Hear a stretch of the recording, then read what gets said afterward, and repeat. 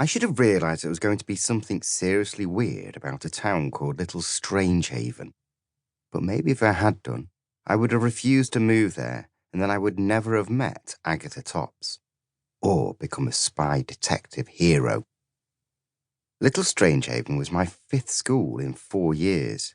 I've always moved around a lot because of Dad's job, but after he and Mum got divorced, she promised we'd stay in Little Strangehaven permanently. I live with my mum because Dad's job is super important. He's very cagey whenever I ask him exactly what he does, but I've figured it out. My dad is a spy for MI5. Why else would he suddenly have to cancel his visits and disappear without a trace for months at a time? When Dad has time off from spying, he books into a hotel nearby, and I get to stay with him there, which is quite fun. He always lets me order room service, and I've got a whole collection of tiny shampoos and soaps as mementos. I've also got a collection of Pez sweet dispensers that Mum buys to cheer me up when Dad cancels on me. At the last count, both collections are about equal. Mum had told me that Little Strangehaven Primary would be no different to any other school I'd been to. But then I saw it. A huge, towering building, all pointy spires, gigantic doorways, and gruesome-looking gargoyles staring down from the roof.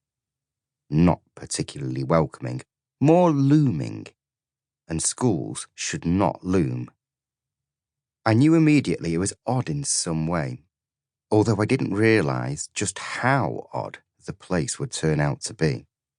My last school, Cuckoo Lane Primary, was a modern building that had an arch over the gates with a cheery-looking rainbow painted on it. Although I hadn't stayed there long enough to make any proper friends, I suddenly really missed it. I really missed a lot of things.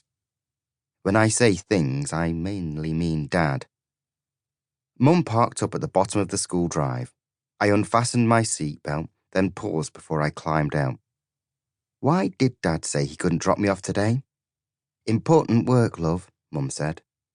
I nodded. He was probably defusing a nuclear bomb as we spoke.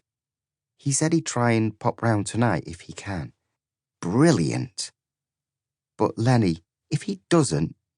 Don't worry, Mum. I understand. I said goodbye, and after Mum had pebble-dashed my face with lipsticky kisses and told me to go get 'em, Tiger, I got my stuff out of the boot.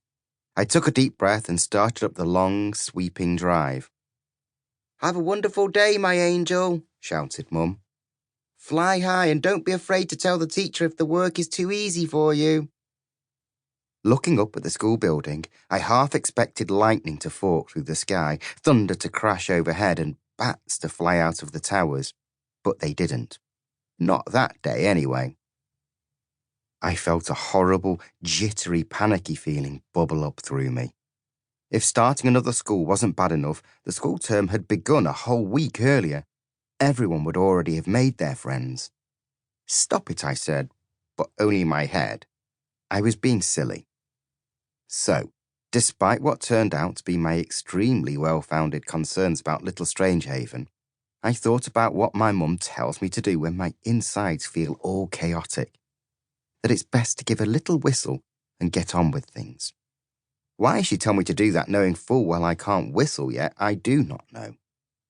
I'm sure this is a very friendly place, I said out loud, then looked up at the very terrible and unfriendly-looking gargoyle that was sitting above the front doors.